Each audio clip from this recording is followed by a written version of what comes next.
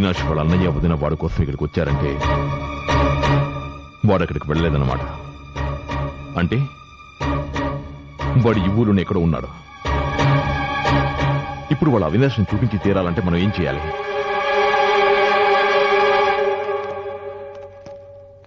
నమస్కారం డాక్టర్. నమస్తే sir. Please come, please be seated. Hello sir. నమస్తే. రండి. నమస్కారం సార్. Mister Rajarao sir.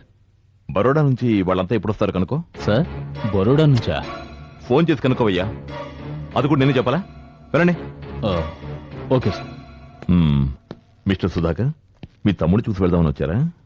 అవును డాక్టర్. మరి ఈయన మా ఊరే, మాకు దగ్గర. ఈ ఏరియాకి ఎస్ఐగా ట్రాన్స్ఫర్ అయ్యి ఈ మధ్యనే వచ్చారు. Hello, I'm Anil. Nice meeting you doctor, sir. Avinash ఇప్పుడు ఎలా ఉన్నాడు? He's fine, he's very fine. మా ట్రీట్మెంట్ చాలా బాగా పనిచేస్తోంది.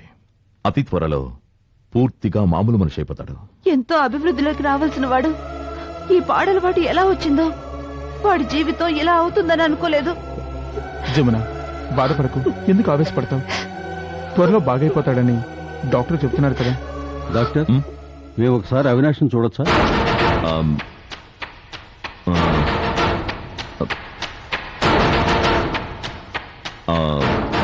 సారీ, అతను ఇప్పుడు చూడటం కుదరదు. ఎందుకని? ఎందుకంటే అతను ఇప్పుడు ఇక్కడ లేడు. ఏంటి, ఇక్కడ లేడా? అవునండి, మా సహాయ హెడ్ ఆఫీస్ బరోడాలో ఉంది. మా ట్రీట్మెంట్కి మంచి రిజల్ట్స్ కనిపిస్తే పేషెంట్ని మా హెడ్ ఆఫీస్కి పంపిస్తాం. అక్కడ ఫైనల్ ట్రీట్మెంట్ అబ్జర్వేషన్ అయిన తర్వాత పూర్తిగా కోలుకున్నట్టు నిర్ధారణ చేస్తాం. అక్కడ నుంచి క్లియరెన్స్ వచ్చిన తర్వాతే మేము పేషెంట్ని డిశ్చార్జ్ చేస్తాం. అవినాష్ 2-3 వారాల్లో అక్కడి నుంచి రిపోర్ట్స్ వస్తాయి. అంటే నెలలోపు అవినాష్ని డిశ్చార్జ్ చేసేస్తారా? అది బరోడా రిజల్ట్స్ బట్టి డిసైడ్ చేస్తాం. But I'm sure he'll be all right. మీ అవినాష్ని మీకు భద్రంగా చేర్పించే బాధ్యత నాది. మీరేం బాధపడకండి. ఎలా డాక్టర్? బాధపడకుండా ఎలా ఉండగలం? మా ఊళ్ళో అవినాష్కి ఎంత మంచి పేరుందో తెలుసా? ఎల్కేజీ నుండి వాడే అన్నిట్లో ఫస్ట్ వచ్చేవాడు. కాలేజీలో మెరిట్లో స్కాలర్షిప్ ఇచ్చారు. మాకు పిల్లలు లేరు, వాడిని మా బిడ్డగా చూసుకుంటున్నాం. వాడి భవిష్యత్తుని ఇలా అన్యాయంగా నాశనం చేశారే. అవినాష్ లాంటి వాడు మొత్తం ముందుకు బానిసయ్యాడంటే నేను ఇప్పటికీ నమ్మలేకపోతున్నాను. ఇందులో అవినాష్ తప్పేమీ ఉండకపోవచ్చు. ఇన్స్పెక్టర్ గారు చెప్పినట్టు కొంతమంది దేశద్రోహులు ఇలా కాలేజ్ కుర్రాళ్ళని డబ్బు సంపాదించడం కోసం డ్రగ్ అడిక్ట్లను చేస్తున్నారు. లేకపోతే అవినాష్ లాంటి వాళ్ళకి ఇలాంటి డ్రగ్స్ ఎలా దొరుకుతాయి డాక్టర్? డాక్టర్, అవినాష్ని త్వరగా డిశ్చార్జ్ చేయండి. అతని ద్వారానే అతన్ని ఈ స్థితికి తెచ్చింది ఎవరో తెలుసుకోవాలి. వాళ్ళని పట్టుకొని శిక్షిస్తే గాని నాకు నిద్ర పట్టదు. అలాంటి వాళ్ళని వదలకూడదు. ఎంతమంది జీవితాల్ని నాశనం చేస్తున్నారు. డాక్టర్, అవినాష్ బరోడా నుంచి ఎప్పుడొస్తాడో చెప్పగలరా? Maybe 10 to 15 days. Okay doctor. Avinash రాగానే నాతో చెప్పండి డాక్టర్. వెంటనే అతనితో నేను మాట్లాడాలి. డాక్టర్, వస్తాను డాక్టర్. మా తమ్ముడు రాగానే మాకు తెలియచేస్తారుగా? తప్పకుండా తెలియజేస్తాను. Be confident. ధైర్యంగా ఉండండి. వెళ్ళండి. వస్తాను డాక్టర్ గారు. Okay, see you sir. Okay.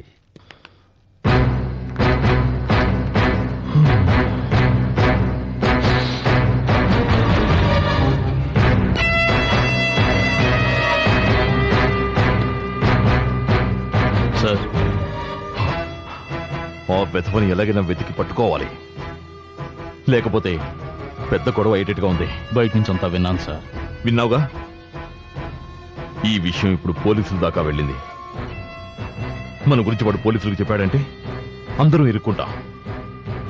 వాళ్ళకి వాడు దొరకముందు మనం పట్టుకోవాలి. వాడిని ఒక్కసారి వీళ్ళకి చూపించి ఇంకో సంవత్సరం ట్రీట్మెంట్ ఉందని చెప్పి సమయం చూసి వాడిని లేపేయకపోతే మనం తప్పించుకోలేం. ఏమంటావు? Correct sir. సరే, నువ్వు వీళ్ళ పని మీద ఉండు. ఓకే? Okay sir. వెళ్ళు.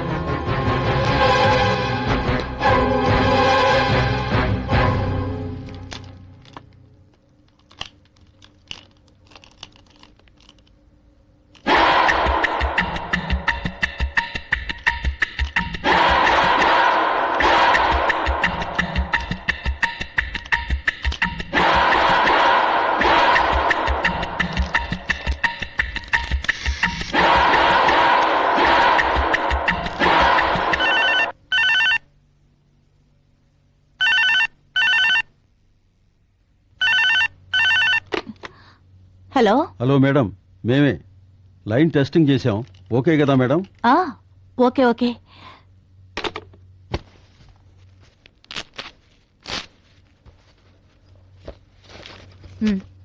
Thank you madam. మంచిది. వస్తాం.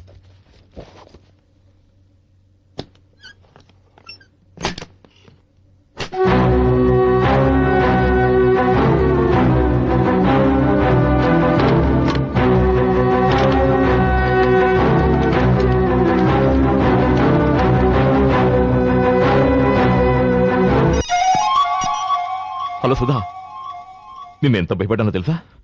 నీ ఫోన్ వర్క్ చేయలేదు. మీ ఇంటికి వస్తే మీ ఆయన ఉన్నాడు. నాకెంత టెన్షనో తెలుసా? వాడేమో ఫోన్ చేసి బెదిరిస్తున్నాడు. ఎవరు? ఇంకెవరు? అంతం కాదు, ఆరంభం.